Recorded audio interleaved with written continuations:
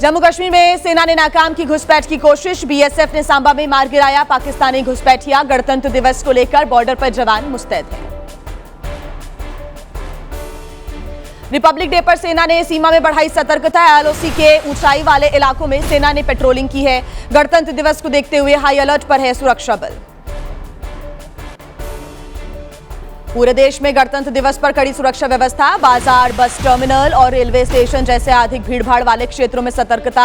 लोगों से सुरक्षा जांच के दौरान पुलिस से सहयोग करने की अपील। गणतंत्र दिवस समारोह को लेकर दिल्ली एनसीआर में सुरक्षा के कड़े इंतजाम। तमाम बॉर्डर पर चेकिंग कर रही है पुलिस। वाहनों की सघन चेक इन और संदिग्धों पर रखी जा रही है नजर। दिल्ली में गणतंत्र दिवस पर कड़ी सुरक्षा जांच। आईटीओ के पास सघन तलाशी। रिपब्लिक डे परेड को लेकर चप्पे चप्पे पर कड़ी सुरक्षा। दिल्ली में 30 से अधिक कंट्रोल रूम के जरिए हो रही है निगरानी। सुरक्षा बल एआई वाले चश्मों से भी रख रहे हैं निगाह। बहुस्तरीय बैरिकेडिंग और प्रवेश बिंदुओं पर कई स्तरों की जांच और तलाशी जारी है। गणतंत्र दिवस पर जम्मू कश्मीर में कड़ी सुरक्षा इंतजाम किए गए हैं। राज्य में हर जगह पर सुरक्षा बलों की निगरानी है। जगह जगह पुलिस बल की तैनाती। तो वहीं उत्तर प्रदेश में गणतंत्र दिवस को देखते हुए कड़ी सुरक्षा व्यवस्था। गणतंत्र दिवस की पूर्व संध्या पर लखनऊ में पुलिस का फ्लैग मार्च। बीडीएस टीम और डॉग स्क्वाड की टीम के साथ पुलिस की गश्त जारी। आज देश मना रहा है 77वां गणतंत्र दिवस। परेड में आज दिखेगी भारत की सैन्य शक्ति, विकास यात्रा और सांस्कृतिक विविधता। ऑपरेशन सिंदूर की प्रमुख हथियार प्रणालियों का भी होगा प्रदर्शन। कर्तव्य पथ पर गणतंत्र दिवस समारोह। राष्ट्रपति द्रौपदी मुर्मू करेंगी समारोह की अगुवाई। पीएम मोदी के राष्ट्रीय युद्ध स्मारक जाने से होगी समारोह की शुरुआत। दिल्ली में करीब 100 सांस्कृतिक कलाकार रिपब्लिक डे की परेड की शुरुआत करेंगे। विविधता में एकता का होगा विषय। दिखेगी देश की एकता और समृद्ध सांस्कृतिक विविधता। 26 जनवरी पर कर्तव्य पथ पर समारोह। गणतंत्र दिवस समारोह के मुख्य अतिथि हैं यूरोपीय परिषद के अध्यक्ष एंटोनियो कोस्टा और यूरोपीय आयोग अध्यक्ष उर्सुला वॉन डेर लेयन। गणतंत्र दिवस पर भारत में फ्रांसीसी दूतावास में भी यहां पर जश्न मनाया गया। शुभकामनाएं दी गई हैं। कहा कि मुख्य अतिथि के तौर पर यूरोपीय यूनियन के नेताओं की मौजूदगी से खुश हैं क्योंकि हम शांति और समृद्धि के साझा भविष्य की दिशा में कर रहे हैं कार्य। 77वें गणतंत्र दिवस पर गेटवे ऑफ इंडिया पर मिलिट्री बैंड परेड हुआ। तो वहीं मुंबई में वंदे मातरम थीम पर परेड का आयोजन किया गया। देखने के लिए भारी संख्या में लोग पहुंचे। 77वें गणतंत्र दिवस पर पूरे देश में कार्यक्रमों का आयोजन। ट्राई कलर की रोशनी में जगमगाई इमारतें। देश के हर कोने में इमारतें तिरंगे के रंग में रोशन नजर आईं। दिल्ली, कोलकाता, श्रीनगर में ट्राई कलर से रोशन हुई बिल्डिंग्स। बेंगलुरु, लखनऊ, जयपुर में बिखरी तिरंगे की छटा। चंडीगढ़, भोपाल में भी इमारतें तिरंगे की रोशनी से रोशन हुई। जम्मू कश्मीर के गणतंत्र दिवस का जश्न यहां पर भी देखने को मिला है। तो वहीं डोडा में तिरंगे की रोशनी से जगमगा उठी हुई इमारतें। अनंतनाग में ट्राई कलर की रोशनी से इमारतें जगमग हुई।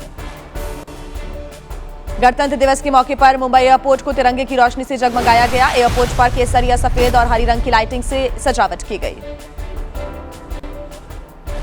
गणतंत्र दिवस की पूर्व संध्या पर मध्य प्रदेश के छतरपुर में भी रेलवे स्टेशन पर की गई है भव्य सजावट। स्टेशन परिसर को तिरंगे की रोशनी से सजाया गया है। इमारत पर की गई है खास लाइटिंग। 77वें गणतंत्र दिवस के मौके पर भगवान महाकाल की भस्म आरती का आयोजन हुआ। उज्जैन में तिरंगे में रंगा हुआ नजर आया महाकाल का भी मंदिर। आज सुबह 3 बजे से ही चल रही है दिल्ली मेट्रो। गणतंत्र दिवस समारोह को देखते हुए कुछ मेट्रो के स्टेशंस पर प्रवेश और निकासी बंद है। सुबह 6 बजे से हर 15 मिनट पर मेट्रो मिल रही है।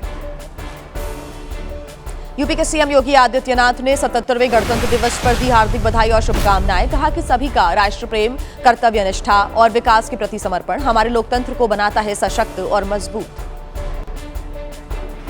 गणतंत्र दिवस पर पश्चिम बंगाल की सीएम ने भी बधाई दी है। कहा है कि फिर पक्का करें संविधान के मूल मूल्यों को। न्याय, स्वतंत्रता, समानता और भाईचारे के प्रति अपनी दिखाएं प्रतिबद्धता। गणतंत्र दिवस पर पूरे देश में कार्यक्रम हो रहे हैं। दिल्ली में केंद्रीय मंत्री नितिन गडकरी, शिवराज सिंह चौहान अपने आवास पर झंडारोहण करेंगे। यूपी के डिप्टी सीएम केशव प्रसाद मौर्य प्रयागराज में आयोजित कार्यक्रम में शामिल होंगे। गणतंत्र दिवस पर जयपुर में आयोजित कार्यक्रम में गवर्नर और सीएम रहेंगे शामिल। वहीं गुरुग्राम में हरियाणा के मुख्यमंत्री नायब सिंह सैनी फहराएंगे झंडा। होशियारपुर में सीएम मान करेंगे झंडारोहण। गणतंत्र दिवस पर देश भर में समारोह हो रही हैं। जम्मू में उपराज्यपाल फहराएंगे मनोज सिन्हा। तो वहीं भोपाल में आयोजित कार्यक्रम में राज्यपाल मंगू भाई पटेल होंगे शामिल। देश भर में गणतंत्र दिवस के कार्यक्रम आज आयोजित किए गए हैं। यूपी विधानसभा पर आज सुबह 10 बजे होगा झंडारोहण।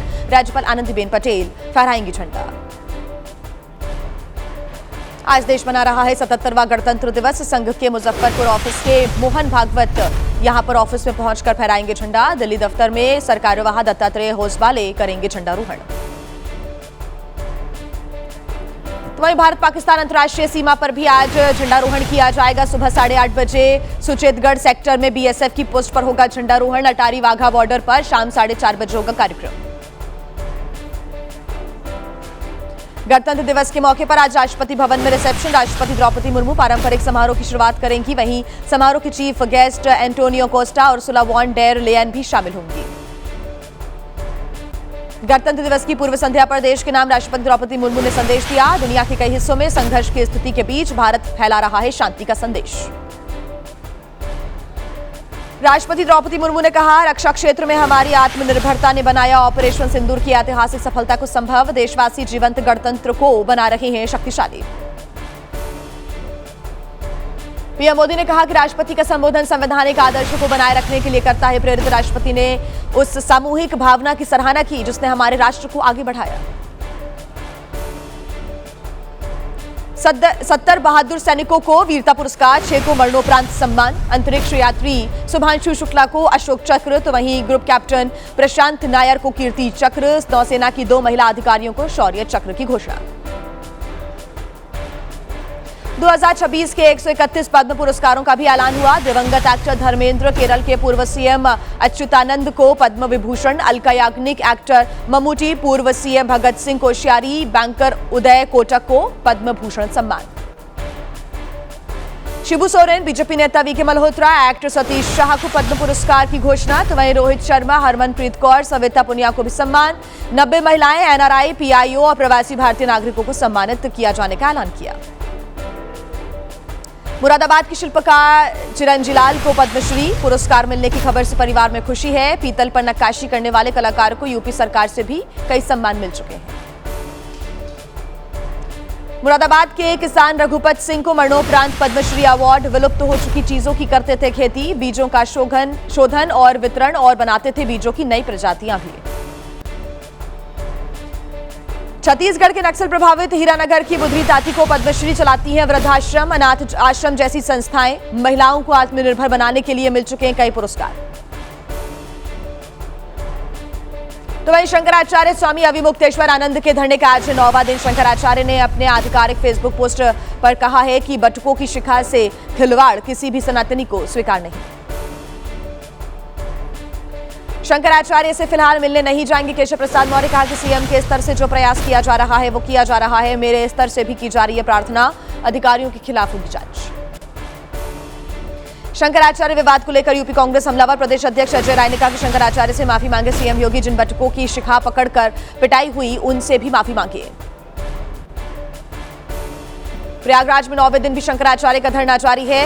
कांग्रेस नेता दिग्विजय सिंह ने कहा कि शंकराचार्य के साथ हुई घटना की हम घोर निंदा करते हैं। यह संपूर्ण सनातन धर्म का अपमान है। शंकराचार्य के मामले पर आजाद समाज पार्टी के राष्ट्रीय अध्यक्ष चंद्रशेखर ने कहा कि प्रयागराज में जो हुआ वो गलत हुआ। छोटे ब्रह्मचारियों को पीटना गलत, सरकार को माफी मांगनी चाहिए।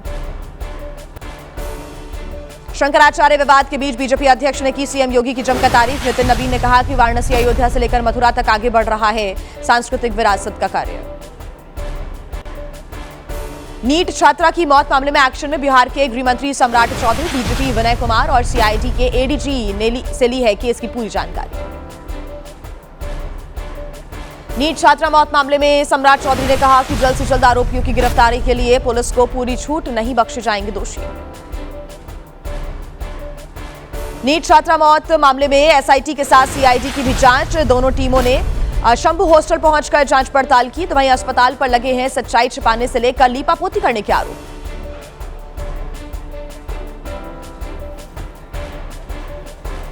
नीट छात्रा मौत मामले में परिजनों ने की न्यायिक जांच की मांग। कहा कि सुप्रीम कोर्ट या फिर हाईकोर्ट के जज से कराई जाए जांच। अगर इंसाफ नहीं मिला तो हमें उठाने पड़ेंगे कड़े कदम। नीट छात्रा मौत मामले में पप्पू यादव ने रसूखदार लोगों के शामिल होने का आरोप लगाया। बातचीत के दौरान कुछ लोगों के नाम का भी जिक्र किया। हॉस्टल चलने के तरीकों पर भी सवाल उठाए। पीएम मोदी ने वरिष्ठ पत्रकार मार्क टली के निधन पर जताया शोक, उन्हें करार दिया पत्रकारिता के क्षेत्र में एक बुलंद आवाज। पिछले एक सप्ताह से साकेत के अस्पताल में भर्ती थे मार्क टली। ममता बनर्जी का निर्वाचन आयोग पर विपक्षों को चलने के आरोप, राष्ट्रीय मतदाता दिवस मनाए जाने को बताया दुखद तमाशा। चुनाव आयोग पर बीजेपी की ओर से देश के लोकतंत्र की नींव को कुचलने का आरोप लगाया। एसआईआर पर केंद्रीय मंत्री सुकांत मजूमदार ने कहा कि प्रक्रिया में नहीं कटना चाहिए भारतीय नागरिक का नाम और नहीं रहना चाहिए बांग्लादेश से आए घुसपैठियों का नाम। पश्चिम बंगाल की मंत्री शशि पांचा का चुनाव आयोग पर परेशान करने का आरोप, कहा कि सारे दस्तावेज देने के बावजूद मांगे जा रहे हैं मुझसे डॉक्यूमेंट्स, ऐसे में आम लोगों का क्या होगा हाल। बंगाल में बीजेपी की रैली का स्टेज तोड़कर लगाई गई आग, बेहाला में हुई घटना के लिए बीजेपी का टीएमसी पर आरोप। टीएमसी बोली वहां हो रहे बैडमिंटन टूर्नामेंट पर बीजेपी कार्यकर्ताओं के हमले से भड़के लोग। आदिवासी किसानों का नासिक से मुंबई मार्च, आंदोलन में नासिक, ठाणे और पालघर के किसान शामिल। खेती के लिए समुद्र के पानी को किसानों को मुहैया कराने सहित कई मांगे हैं। पश्चिम बंगाल में अयोध्या के राम मंदिर की तरह मंदिर का निर्माण, मुर्शिदाबाद प्रस्तावित बाबरी मस्जिद से 90 किलोमीटर दूर मंदिर बनाने की तैयारी, जल्द रखी जाएगी मंदिर की आधारशिला। असम के सीएम हिमंता बिस्वा शर्मा का दावा, बांग्ला भाषी मुसलमानों को किया जा रहा है असम से बेदखल। कांग्रेस का प्रदेश मुख्यालय से इस समुदाय के लोगों से भरा हुआ है। यूजीसी नोटिफिकेशन पर बीजेपी नेता निशिकांत दुबे ने कहा कि विश्वास रखिए, यूजीसी नोटिफिकेशन की सभी भ्रांतियों को दूर किया गया है। मोदी जी की वजह से सामान्य वर्ग को मिला है 10% आरक्षण। सीएम योगी का बिना नाम लिए अखिलेश पर निशाना, कहा कि उनके समय बेसिक शिक्षा हो चुकी थी बंजर, माध्यमिक शिक्षा बन चुकी थी नकल का अड्डा। अखिलेश यादव का सीएम योगी पर पलटवार, कहा कि ना फैलाएं झूठ का प्रपंच, ना अलापें शिक्षा में सुधार का झूठा राग। आपके शासन में शिक्षा से शिक्षा मित्र तक आंदोलित आप ही हैं जो कर रहे थे स्कूल बंद।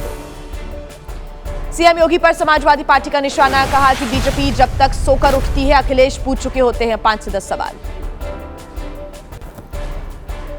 कानपुर में समाजवादी पार्टी पर ब्रजेश पाठक का निशाना, राम मंदिर का जिक्र करते हुए कहा कि मथुरा में कृष्ण भगवान कब बांसुरी बजाएंगे ये हमारे यादव भाइयों को तय करना है। महाराष्ट्र को हरा करने के इम्तियाज जलील के बयान पर केंद्रीय मंत्री किरेन रिजिजू ने कहा कि उनका राजनीतिक बयान है, हम सिर्फ पहचानते हैं तिरंगा, मैं तिरंगे की ही करूंगा बात। एआईएमआईएम के नेता सहर शेख के बयान पर यूपी के डेप्यूटी सीएम केशव प्रसाद मौर्य का निशाना, जैसे कांग्रेस और समाजवादी पार्टी के लोग देखते हैं वैसे सपने ही रह जाएंगे, कोई अब हरा नहीं कर पाएगा। केजीएमयू मामले पर भड़के टीले वाली मस्जिद के इमाम केजीएमयू की मजारों को बताया आस्था का प्रतीक, हिंदू मुस्लिम एकता में दरार न लाने की अपील की। तो वहीं मसूरी में बाजार में तोड़फोड़ के मामले में पुलिस ने 3 नामजद समेत 25 अज्ञात के खिलाफ किया है मामला दर्ज। हिंदू रक्षा दल ने ली थी तोड़फोड़ की जिम्मेदारी। उत्तर प्रदेश के अलीगढ़ में पुलिस का वीडियो हुआ वायरल, 2 युवकों की जेब में जबरन चाकू रखने का आरोप लगाया गया। 2 महीने पुराना बताया जा रहा वीडियो, दोनों पुलिसकर्मियों पर कार्रवाई। ग्रेटर नोएडा में सोसाइटी के सिक्योरिटी गार्ड पर हमला, सोसाइटी के अंदर जबरन घुसने की कोशिश, रोकने पर स्कूटी सवार ने इस सिक्योरिटी गार्ड की पिटाई कर दी, छानबीन में जुटी पुलिस। दिल्ली के एक 5 स्टार होटल में खाना खाने के बाद बिगड़ी महिला की तबीयत, महिला ने लगाया खाने में जहर होने का आरोप, महिला अस्पताल में भर्ती, छानबीन कर रही पुलिस। उत्तर प्रदेश के बस्ती में 2 ट्रकों की आमने सामने टक्कर हो गई, हादसे में एक शख्स की मौत, 3 लोग घायल, पुलिस ने घायलों को अस्पताल पहुंचाया। हैदराबाद में मीरालम झील में केबल ब्रिज निर्माण के दौरान हुआ हादसा, पुल का निर्माण कर रहे 9 मजदूर पानी में गिरे, रेस्क्यू टीमों ने समय रहते सभी को रेस्क्यू कर लिया है। मेरठ से परीक्षितगढ़ रोड पर हादसों का न्योता दे रहा है ये नाला, नाले की दीवार गिरने पर भी नहीं करवाई जा रही मरम्मत, नगर निगम को शिकायत करने के बाद भी कोई सुध नहीं ली गई। राजस्थान के नागौर से पकड़ा गया अवैध विस्फोटकों का एक जखीरा, एक गिरफ्तार किया गया, करीब 10,000 किलो अमोनियम नाइट्रेट और डेटोनेटर जब्त किया गया है। खेत में बने कमरे से बरामद हुआ विस्फोटक। एमपी के जबलपुर में नर्मदा नदी पर बन रहे पुल का एक हिस्सा धंस गया, हादसे में एक मजदूर की मौत, 2 मजदूर घायल। रिंग रोड परियोजना के तहत हो रहा था पुल का निर्माण कार्य।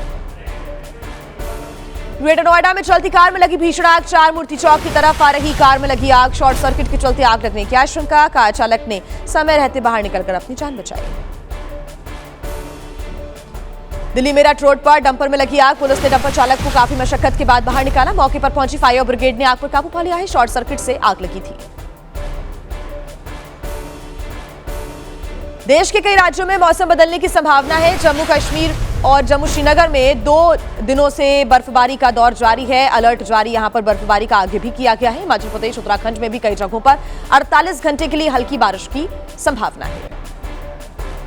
उत्तराखंड में बर्फबारी के कारण 6 नेशनल हाईवे समेत 66 सड़कें बंद हैं। हिमाचल में भारी बर्फबारी से 3 नेशनल हाईवे और 8 सड़कें बंद हैं। जम्मू कश्मीर में भी कई सड़कें इस वक्त बाधित हो गई हैं।